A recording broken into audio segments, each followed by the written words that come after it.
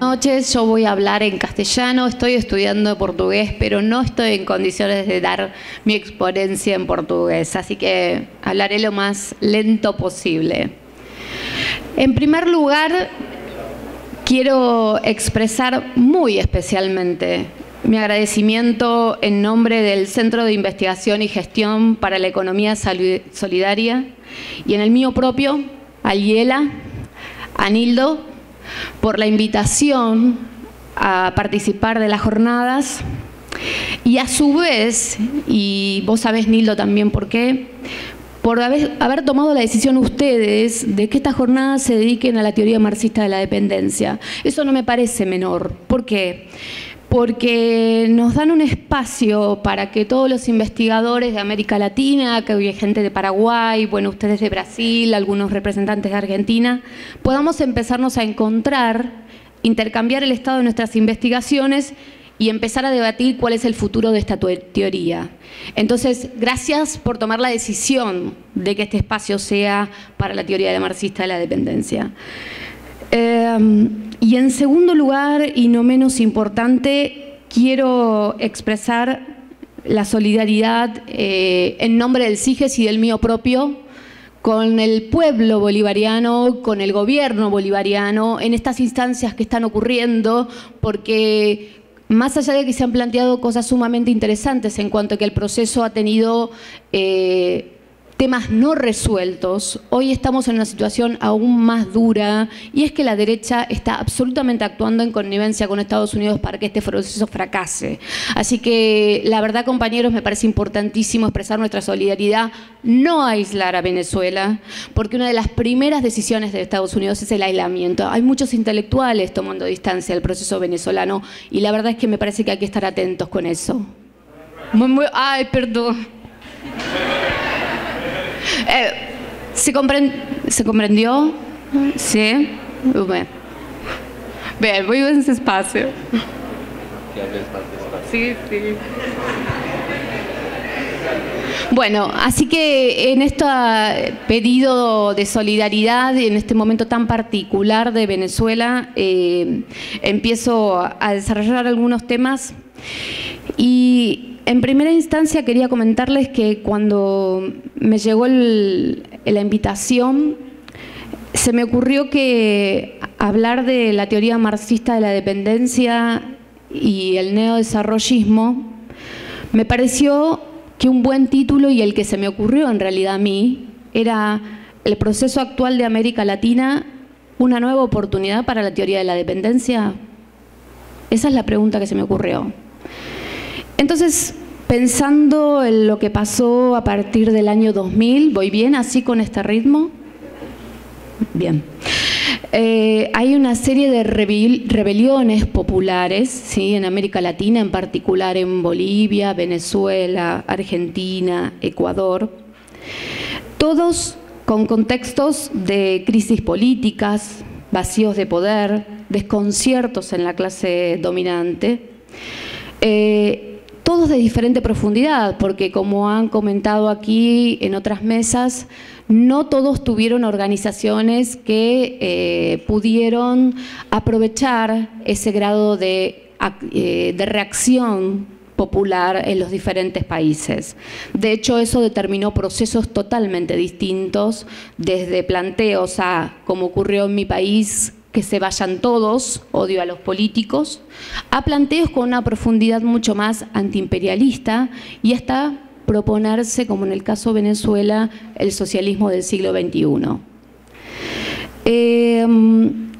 Bien, ahora, esta diversidad de movilizaciones y de reclamos tiene mucho que ver con poner el límite al proceso que veníamos viviendo a partir de las dictaduras del año 70 con el desarrollo del neoliberalismo.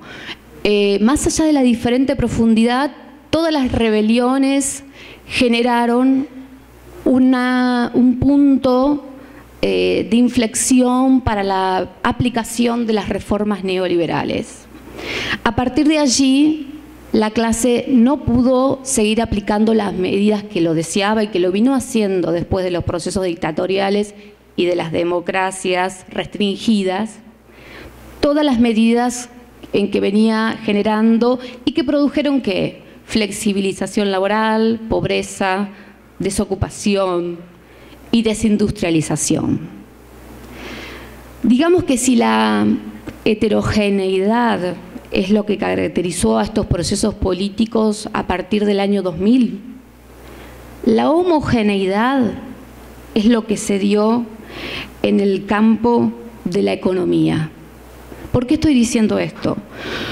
Porque las reformas neoliberales que comenzaron las dictaduras y que continuaron las democracias en los 90 generaron un retroceso industrial que, al calor de la demanda externa, por ejemplo, la demanda de materia prima desde China, generó que nuestros países asumieran un carácter monoproductor y extractivista.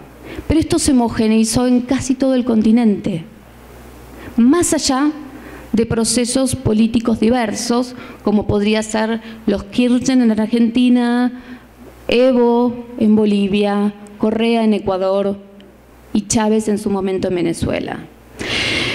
Ahora, me parecía importante, como el tema de la mesa era la teoría marxista de la dependencia y el neodesarrollismo, ya que Manuel hizo una excelente explicación de lo que es el paradigma neodesarrollista, no me voy a detener mucho en él, pero para hablar del neodesarrollismo tengo que ir para atrás y pensar y entender qué quería el desarrollismo. Brevemente, Manuel lo explicó hacia 1940 a partir de las ideas de Raúl Prebisch. Se plantea todo el paradigma desarrollista, que justamente lo que planteaba era que la causa del problema del atraso de nuestros países era su forma de inserción en el comercio internacional. Eso, planteado por Marini, es una manera muy neutra de hablar y de negar el imperialismo. O sea, es un problema de inserción en el comercio, no hay reglas de imperialismo. O sea, es lo que está oculto con ese lenguaje. Bien, ¿cuál era la solución a esto? Bien, era un proceso industrialista con empresas, con capitales privados y públicos, donde casi como una receta mágica pudiera superarse la situación de atraso y no había centro en el tema de la equidad social, porque ¿de qué idea se partía? Que a partir del desarrollo industrial y de dejar de insertarnos como proveedores de materias primas y empezar a desarrollarnos, como dijo Manuel, hacia adentro, con nuestras propias industrias, todo lo demás iba a darse casi automáticamente. Esto es una de las ideas que están detrás del paradigma desarrollista, y esto de que automáticamente todo lo bueno viene solo, después de haber producido la sustitución de importaciones.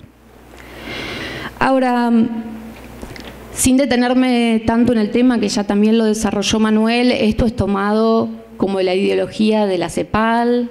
La CEPAL es la Comisión Económica para América Latina, para aquellos que no la conocen.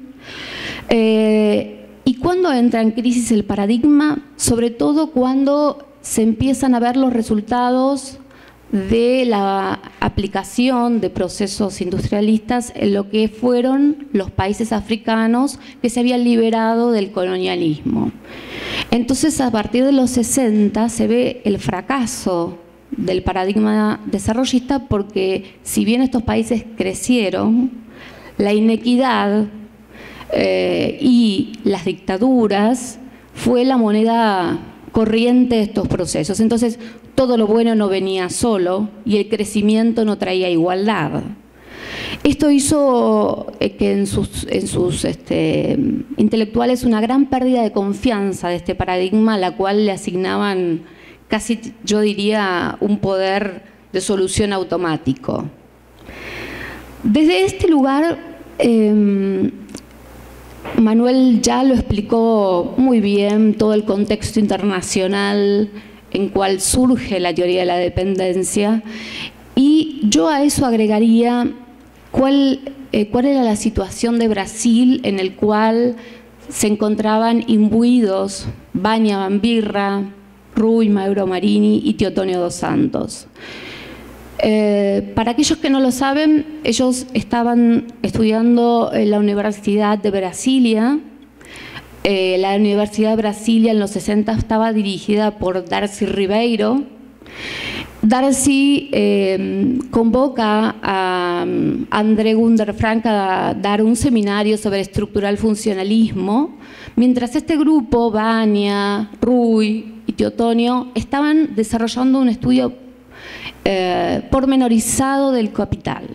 Entonces, ¿por qué hago este comentario? Porque hay todo un sustrato de ideas, de discusiones que en la universidad en ese momento estaban presentes. Nada nace por casualidad, es un proceso acumulativo. Y entonces a todo lo que ya relató Manuel muy bien, quiero sumar todo esto para que ustedes empiecen a pensar en qué contexto desarrollan todas las categorías analíticas los teóricos de la teoría marxista de la dependencia.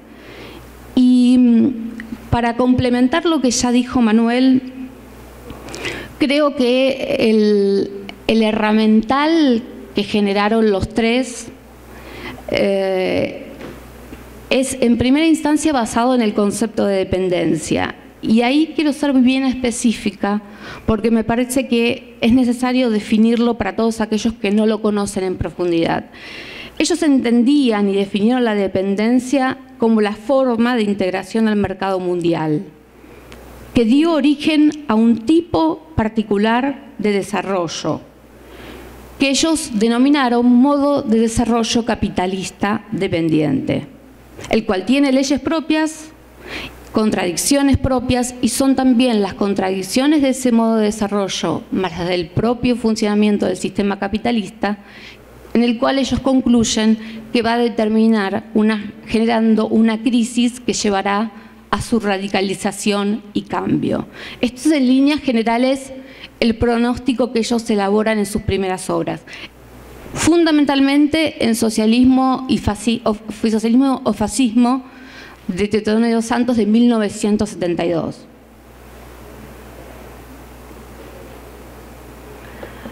Ahora, lo interesante de la relación de dependencia es que es una relación condicionante. Condiciona la estructura del país, pero a su vez se redefine en las posibilidades de ese propio territorio. O sea que hay un ida y vuelta, ¿sí? Es dialéctico el concepto, no es un determinante directo. Es muy rico y nos permite seguir trabajándolo. Entonces, así como ya lo dijo Manuel, el desarrollo de todo el herramental de la teoría marxista de la dependencia produce una ruptura con este paradigma desarrollista que ya estaba en crisis y continúa siendo aún hoy el único aporte de las ciencias sociales de América Latina para América Latina. Y otra cosa que me resultó muy interesante cuando trabajaba en mi tesis de licenciatura era que en la Academia Norteamericana de Stanford, Stephen Hubbard escribió brevemente en uno de sus ensayos sobre la teoría marxista de la dependencia, la consideró la única rival a la cual no pudieron dar respuesta. No pudieron nunca desplazarla, ¿sí? E imponer la historia que ellos, digamos, predicaban, que era la historia economicista. Me pareció interesante ver que si desde los Estados Unidos vieron a la teoría de la dependencia como una rival preocupante, esto hace posible medir la significación y la validez de los conceptos que los teóricos desarrollaron. Y brevemente rescato algunas categorías para ponerlas acá para aquellos que no las conocen. Teotonio dos Santos trabaja el tema de los ciclos económicos que venía de Kondratiev, las ondas largas de la vida económica, estudió el problema de las multinacionales basado en el capital monopolista de Baran y Suisi. Analizó las contradicciones que tiene el modo de desarrollo monopólico dependiente. En el caso de Marini, ya lo han relatado en otras mesas, el secreto del intercambio desigual como punto central, el intercambio de plusvalía relativa de alta productividad con plusvalía absoluta de baja productividad en nuestros países dependientes. También el autor avanza en el análisis del subimperialismo, que ya lo han comentado en otras mesas, y en aclarar que el ciclo de capital en América Latina no se resuelve dentro del continente, sino fuera de él. Esto le da, ¿por qué? Porque las mercancías se realizan en el mercado externo.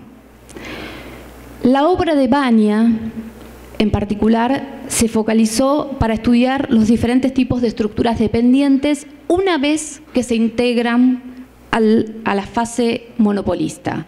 ¿Cuál es la situación de cada país? Y ella hace una tipología a las cuales les invito a empezar a leer porque es sumamente interesante.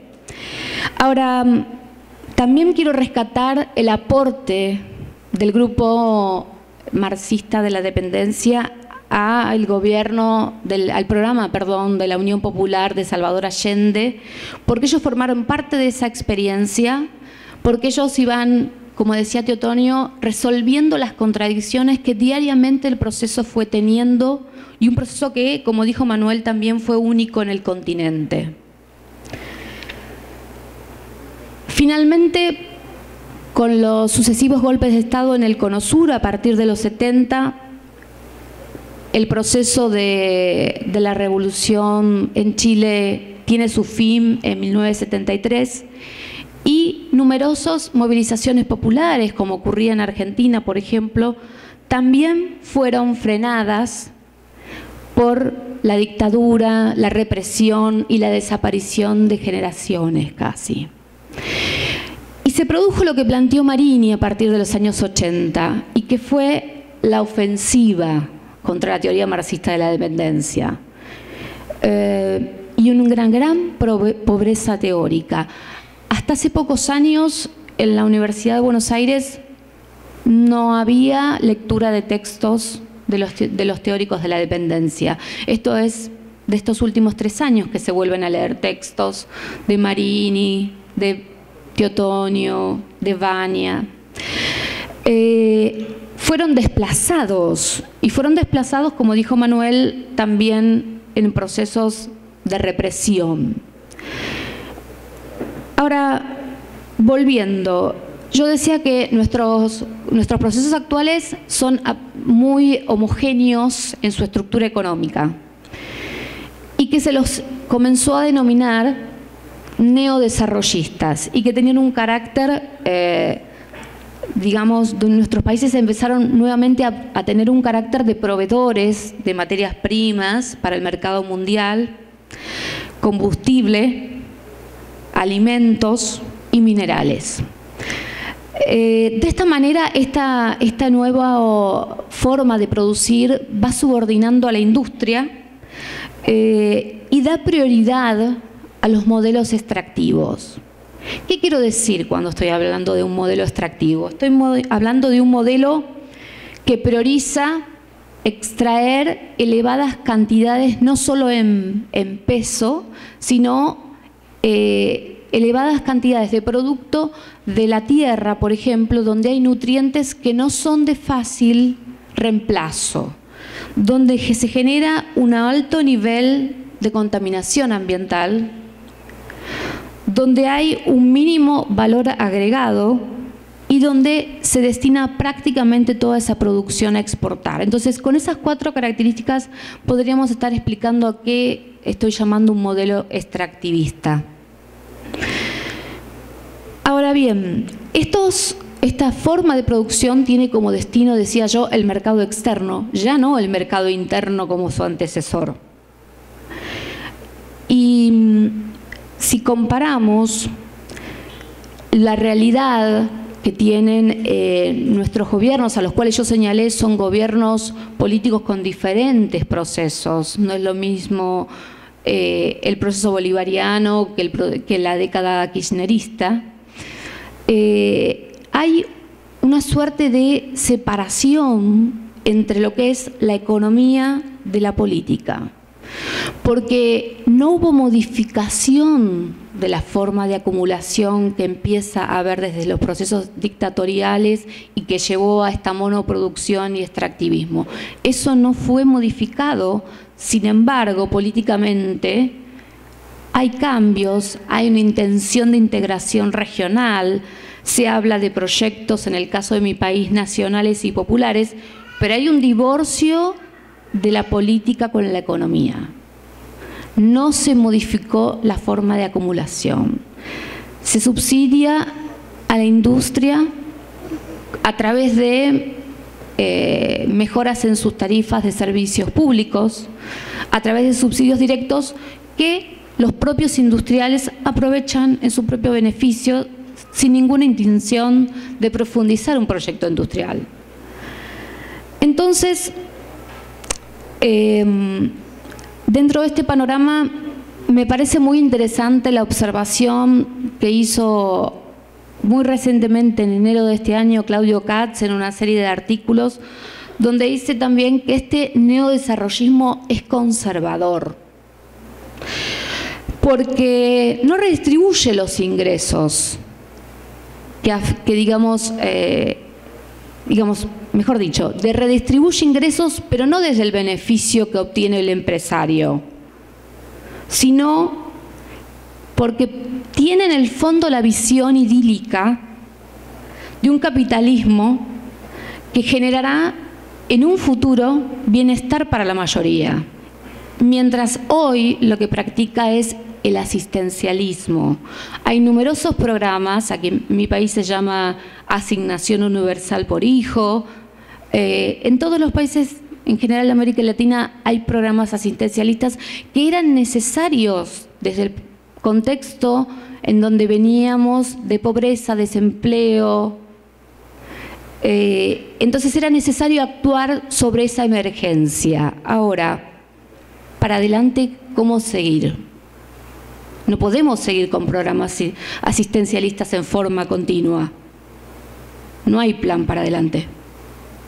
Por lo menos no para alterar la forma de acumulación. Y ahí está lo preocupante. Tampoco hay, desde mi punto de vista, una correlación de fuerzas en ninguno de estos países que permita un cambio de acumulación, en la forma de acumulación, porque esto implicaría una lucha mucho más profunda. Entonces, en nuestros países sigue hoy la realidad de un mercado de trabajo que, si bien puede haber disminuido en algo la desocupación, más o menos en nuestros países, sigue siendo lo más común el trabajo informal, el trabajo precario. Esto no está resuelto.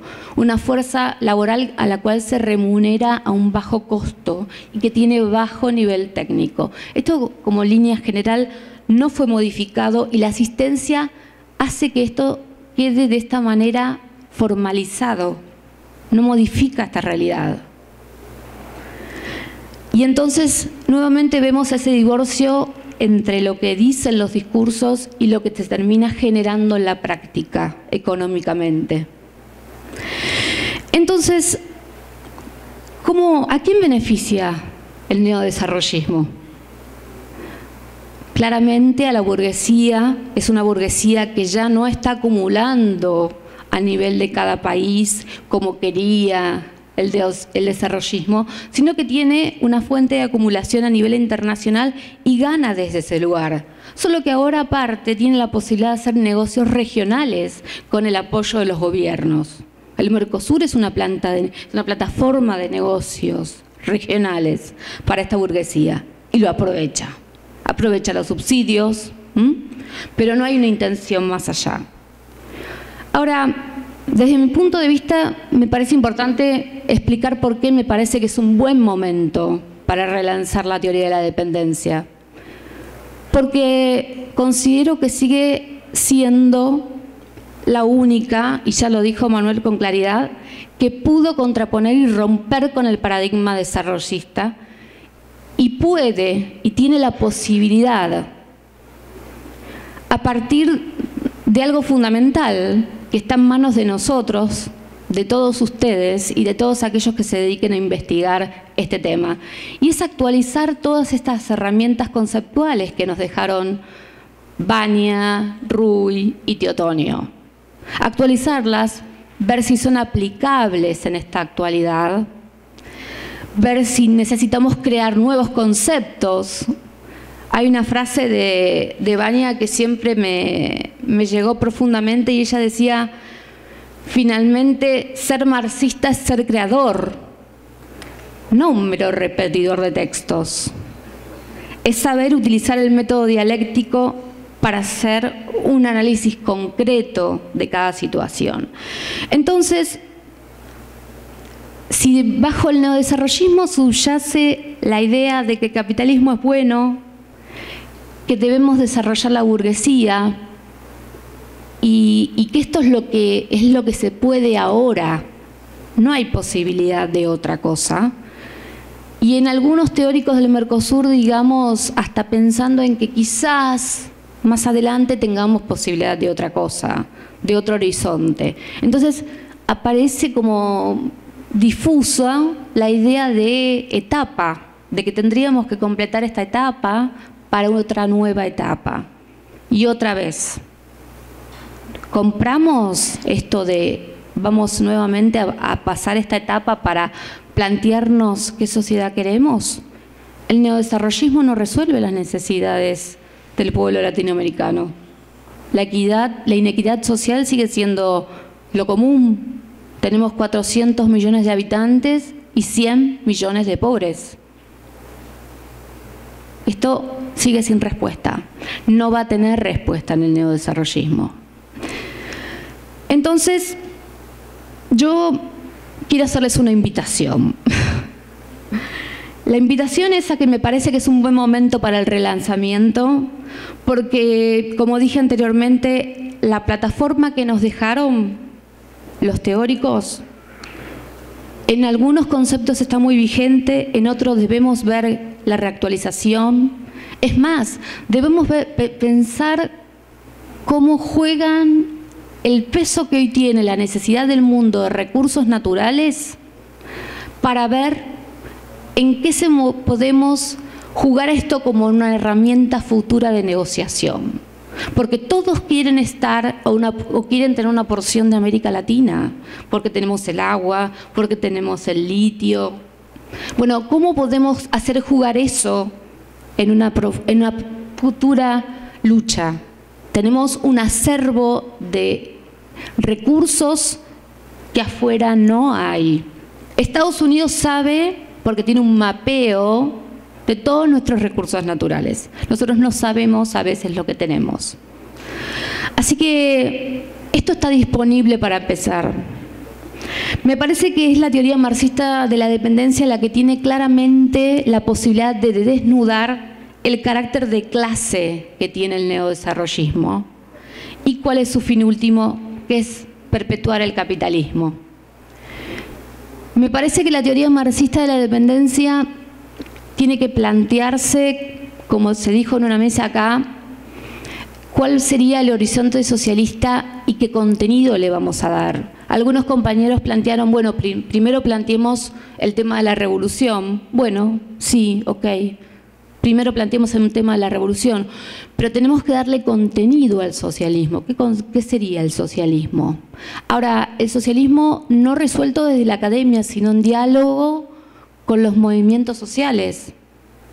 Porque cuando en Bolivia se hizo, si mal no recuerdo, hace un año atrás, una cumbre por el socialismo, los diferentes movimientos sociales entendían al socialismo de diferente manera. Bueno, ¿cuál sería la mixtura del concepto y de allí hacia dónde vamos? Y otro punto fundamental que le queda desde mi punto, de mi visión a la teoría marxista, es la necesidad de decir no vamos nuevamente a una nueva etapa para después luchar por el socialismo. No tenemos etapas. Aquí hay una realidad que excluye a la mayoría de los latinoamericanos de una posibilidad de tener una vida digna.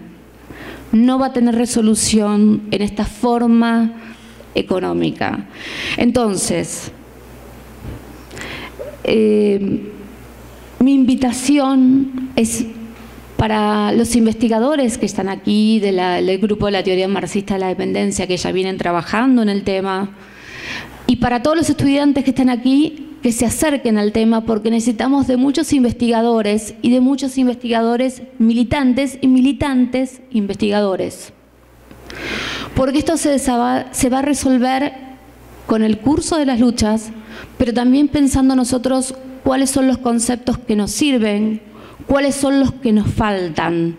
En definitiva, tenemos el poder de tener un interesante sustrato que nos dejaron y la posibilidad de darle una nueva oportunidad para poder encontrar y modificar la realidad en forma profunda. Muchas gracias.